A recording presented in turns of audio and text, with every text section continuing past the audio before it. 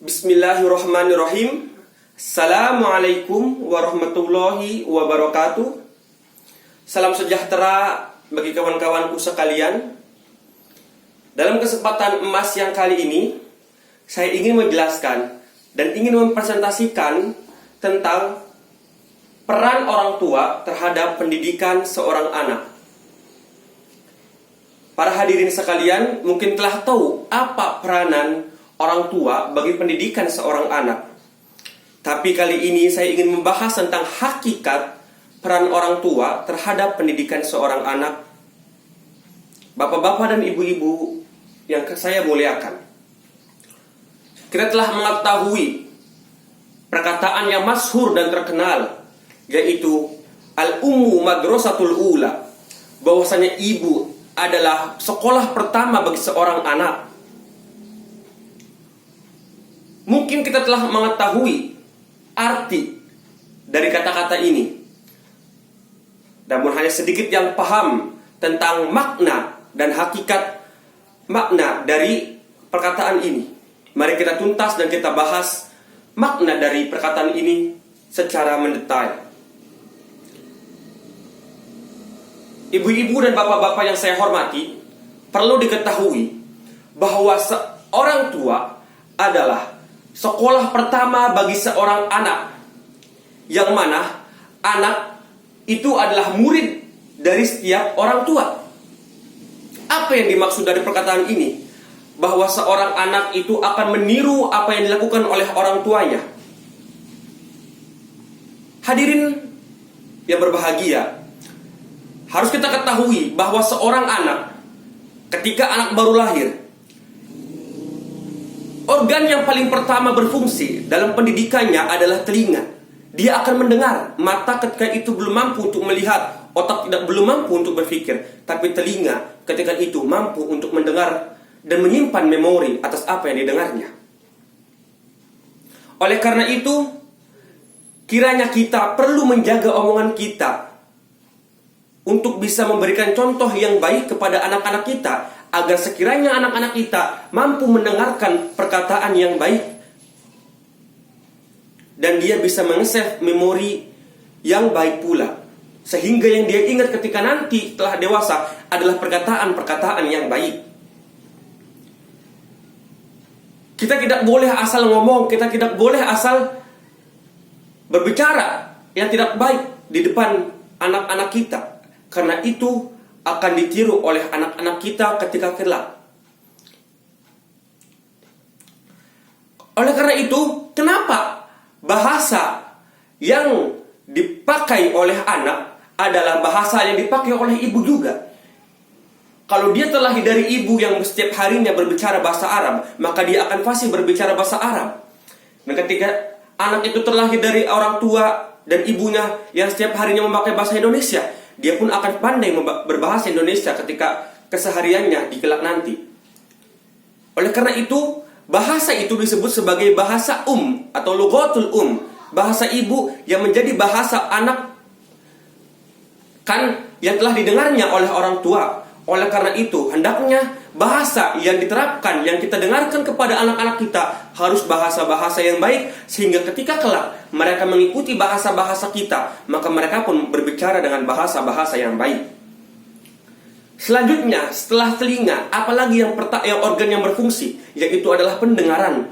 Ketika otak belum mampu untuk berpikir, anak pun sudah mampu untuk bisa mendengar, melihat. Oleh karena itu, kita harus mendidiknya dengan penglihatan yang baik. Kita harus mencontohnya dengan perbuatan-perbuatan yang baik, supaya mereka bisa mengingat memori dan mereka bisa menerapkan perbuatan-perbuatan yang baik ketika kelak mereka telah dewasa. Ini sangat penting. Karena apa? Perlu teman-temanku dan perlu ibu-ibu dan bapak-bapak hadirin sekalian ketahui bahwa apa yang anak lihat akan mereka kerjakan.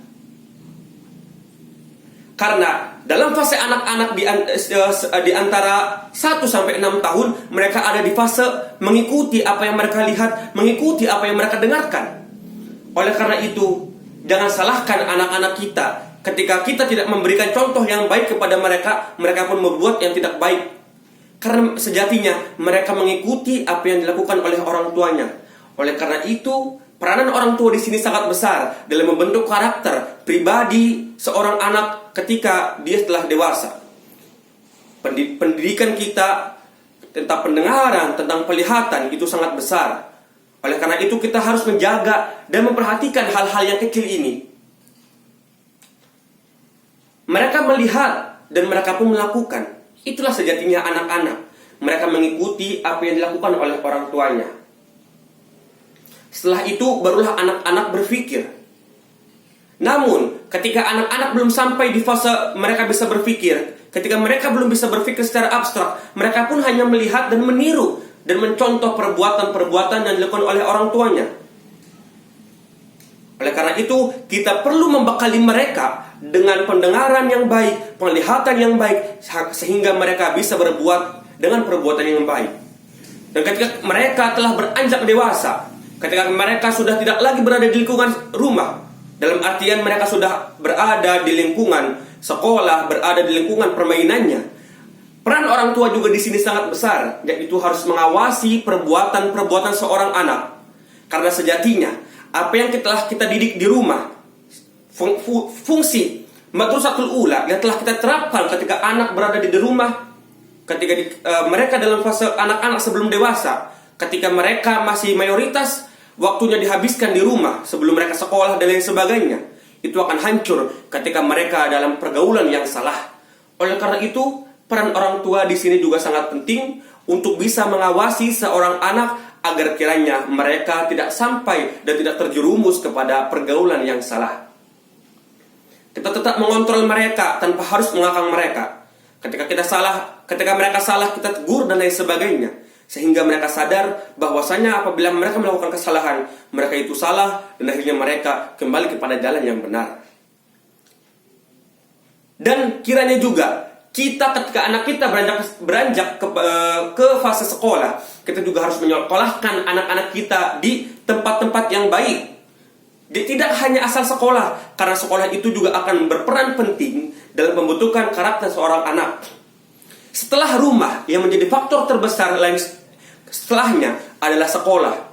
Pertama, yaitu rumah yang menjadi benteng pembentukan karakter seorang anak. Setelah itu sekolah, lingkungan rumah, dan lain sebagainya. Oleh karena itu kita juga harus menuntun mereka kepada jalan yang benar, pergaulan yang benar, sehingga mereka tidak terjerumus kepada pergaulan yang salah. Hadirin yang berbahagia, mungkin banyak terjadi di zaman sekarang. Kita telah mendidik mereka dengan benar ketika mereka sebelum masa sekolah dan lain sebagainya. Tapi ketika mereka sudah masuk sekolah, ternyata mereka malah berubah karakternya. Karena ini adalah kesalahan orang tua dalam mendidik mereka. Peran orang tua di sini adalah mengawasi. Pendidikan yang kita terapkan di sini adalah pengawasan. Oleh karena itu, kita tidak hanya sementa-menta karena mereka sudah sekolah, akhirnya kita serahkan sepenuhnya ke sekolah. Tidak. Tetapi orang tua juga harus mengontrolnya dengan pengontrolan yang baik, sehingga mereka tidak terjerumus ke pergaulan yang salah. Bisa dipahami sampai sini teman-temanku sekalian? Hadirin yang berbahagia, oleh karena itu seorang orang tua juga harus mempunyai pendidikan, juga harus mempunyai pengetahuan tentang pengembangan peserta didik, filsafat pendidikan, sehingga kita tahu apa yang sedang mereka butuhkan di fase sekarang.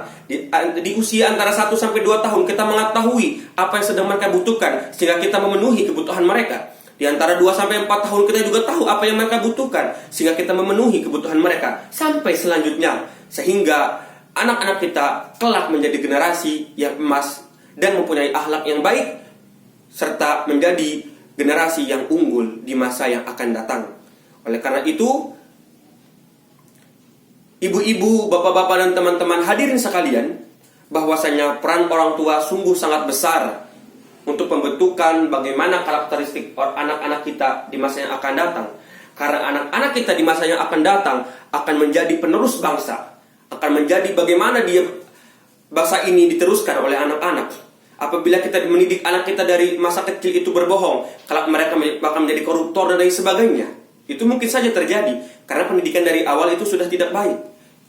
dan lain sebagainya. Oleh karena itu, pendidikan orang tua lagi dan lagi menjadi sangat penting bagi pembentukan karakter seorang anak. Dan kiranya kita harus bisa memberikan pendidikan yang optimal kepada mereka, sehingga terlahirlah generasi emas di Indonesia, dan generasi di Indonesia menjadi generasi yang baik dan lebih maju daripada generasi sekarang. Mungkin cukup sekian. Semoga ilmu ini bisa bermanfaat. Mohon maaf bila ada kesalahan. Assalamualaikum warahmatullahi wabarakatuh.